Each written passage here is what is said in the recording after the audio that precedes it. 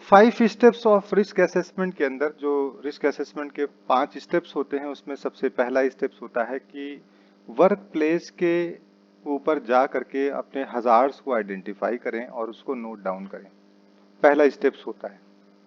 तो यहाँ पर हजार्ड्स आइडेंटिफिकेशन के लिए एक लिटिल बिट डिटेक्टिव टाइप का वर्क करना पड़ता है, जिसके लिए आप अपने वर्क प्लेस के चारों तरफ जा करके टहलेंगे, वॉक अराउंड करेंगे और ये देखने की कोशिश करेंगे कि कौन सी चीजें कौन कौन से काम हो रहे हैं और उसमें से उन सारे कामों के अंदर से कौन कौन सी चीजें ऐसी हैं जो एक्सपेक्टेड टू कॉज हार्म है, जो नुकसान पहुंचा सकती हैं।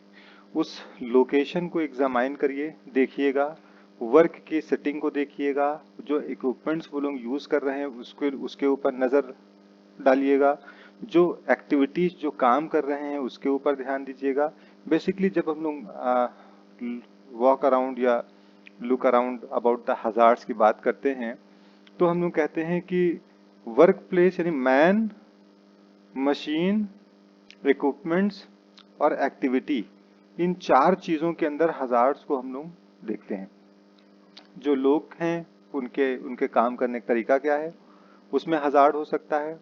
जो मशीन वो यूज कर रहे हैं, इक्विपमेंट्स यूज कर रहे हैं, ग्राइंडिंग मशीन, वेल्डिंग मशीन या कोई व्हीकल्स है जो यूज कर रहे हैं, उसमें हजार्ड हो सकता है। जो सब्सटेंस या जो पदार्थ यूज कर रहे हैं, फॉर एग्जांपल केमिकल है तो एक्सप्लोसिव है कि टॉक्सिक है कि फ्लेमेबल है, उसमें हो सकता है। या फिर जो सब्सटेंसेस अदर्स कोई सीमेंट है या फर्दर चीजें यूज कर रहे हैं, उसमें हो सकता है। तो लिटिल बिट डिटेक्टिव का काम होता है और उसको हम लोग ऐसे देखते हैं कि ऑब्जर्व द लोकेशन, लोकेशन को आप ऑब्जर्व करेंगे प्रॉपर तरीके से और उस लोकेशन में बहुत से हजार्ड मिलेंगे। अब जैसे फॉर एग्जांपल इस इमेज के अंदर आप देख सकते हैं कि हजार्ड्स आइडेंटिफाई करिए, तो यहाँ पर देखेंगे कि यहाँ पर जो सामान है वो बैड हाउसकीपिंग फैला हुआ है, तो हाउसकीपिंग गुड नहीं है, स्लिप एंड ट्रिप हो सकते हैं, इसमें चोट लग सकती है। लैडर्स जो लगाए गए हैं वो लैडर्स अनअटेंडेंट है, जब भी काम हो तो अटेंडेंट लैडर होना चाहिए कि एक बंदा अटेंडेंट होना चाहिए वहां पर। ऐसी जगह पर है, ऐसी ओपन प्लेस के ऊपर है जहां पर कोई व्हीकल्स इस जो है लैडर्स को टकरा सकती है, जिसकी वजह से जो वर्कर्स ऊपर चढ़ेगा वो फॉल फ्रॉम हाइट हो सकता है, ऊंचाई से गिर सकता है। या जो केमिकल क्लीनिंग के लिए यूज कर रहे हैं उसमें भी कुछ हैजर्ड्स हो सकते हैं। तो पहला होता है कि ऑब्जर्व द लोकेशन, लोकेशन में हजार्ड्स को आप देखिए। फिर दूसरा होता है assess the activities being performed, जो जिस टाइप की एक्टिविटी हो रही है उसको आप असेस करिए, उसको आप ध्यानपूर्वक देखिए। सारी की सारी वर्क एक्टिविटीज पे आप नजर दौड़ाइए और जो रूटीन वर्क हैं, जो नॉन रूटीन वर्क हैं, रूटीन वर्क मतलब जो एवरीडे जिसका काम हो रहा है, और नॉन रूटीन वर्क जो कि कभी कभार एक बार बीच में कभी ऐसा हुआ कि वो काम हुआ, तो नॉन रूटीन वर्क में ज्यादा हजार्ड्स हिडन होते हैं क्योंकि वो नेग्लेक्ट कर दिए जाते हैं वो काम, इस वजह से। देन उसके बाद फिर परमानेंट और टेम्परेरी पीसेस ऑफ इक्विपमेंट्स पे ध्यान देंगे हम। जो इक्विपमेंट्स हमारे वर्क प्लेसेस पे हैं, जो मशीन्स हम लोग यूज कर रहे हैं, उसमें कोई मशीनरी भी हो सकती है, कोई कंटेनर भी हो सकता है, तो उनके जो पीसेस हैं हर एक चीज के ऊपर ध्यान देंगे। उसमें भी हजार्ड हिडन होते हैं, छिपे होते हैं, इनकी इंफॉर्मेशन को रिकॉर्ड्स करके हम लोग रिकॉर्ड करके रख लेंगे। तो ये पहला स्टेप था जो हजार्ड्स को आइडेंटिफाई करने का, ताकि उसमें एरिया को देखेंगे, लोकेशन को देखेंगे, उसमें इंसान को जो वर्क एक्टिविटीज कर रहा है उस वर्क एक्टिविटी को देखेंगे, साथ साथ हम लोग उसके जो सब्सटेंस यूज कर रहा है उसको देखेंगे। तो ओवरऑल सारी चीजें देख के हजार्ड्स को आइडेंटिफाई कर लेंगे। देन स्टेप 2 होता है estimate the risk. Estimate the risk कैसे करते हैं, रिस्क का एस्टिमेशन कैसे करते हैं, उसका आकलन कैसे करते हैं कि इस जो हजार्ड हम लोगों ने ढूंढा है उससे देखेंगे कि इस हजार्ड से किसको नुकसान हो सकता है और कैसे हो सकता है।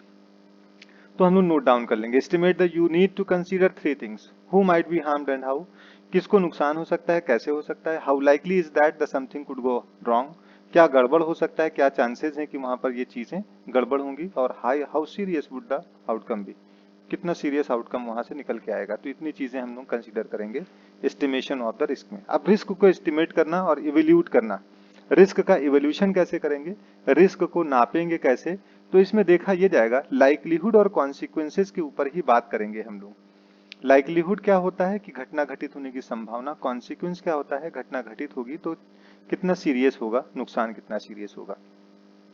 तो हम लोग ने पीछे स्टडी किया था या डिटेल में देखा था कि रिस्क इज इक्वल टू होता है लाइक्लीहुड इनटू कॉन्सिक्वेंसेस।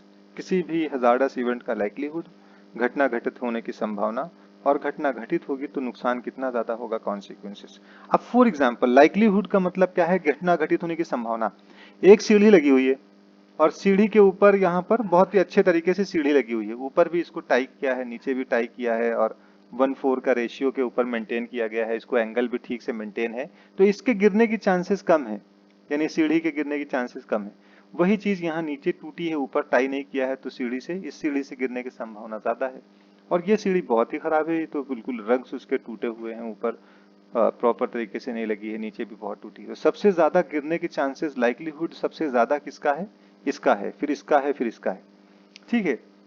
देन उसके बाद यहाँ पर आप देखिए लो है, यहाँ पर गिरने की संभावना कम है, लाइक्लीहुड लो है, यहाँ पर मीडियम है, यहाँ पर हाई है। अगर इस सिचुएशन के अंदर काम हो रहा है तो लाइक्लीहुड ज्यादा है, और इस सिचुएशन में हो रहा है तो लाइक्लीहुड कम है। तो इस तरीके से लाइक्लीहुड को हम लोग देखते हैं, क्योंकि और भी बहुत से फैक्टर्स हैं जो कि लाइक्लीहुड को डिसाइड करेंगे। सिर्फ सीढ़ी का गिरना नहीं है, बल्कि सीढ़ी से गिरना एक हजार्डस इवेंट है।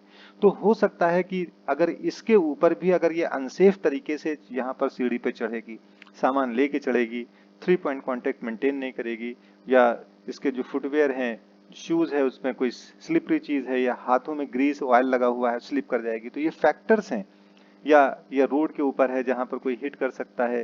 तो ये फैक्टर्स हैं जो कि यहाँ पर इंक्रीज करेंगे इस हजार्डस इवेंट में लाइक्लीहुड को, गिरने की संभावना को बढ़ाएंगे।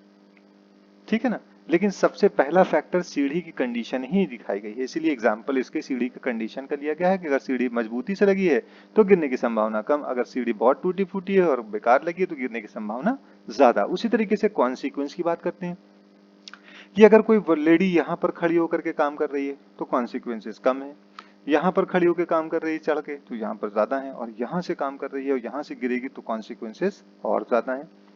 तो यहाँ पर लो है, यहाँ मीडियम है, यहाँ पर हाई है।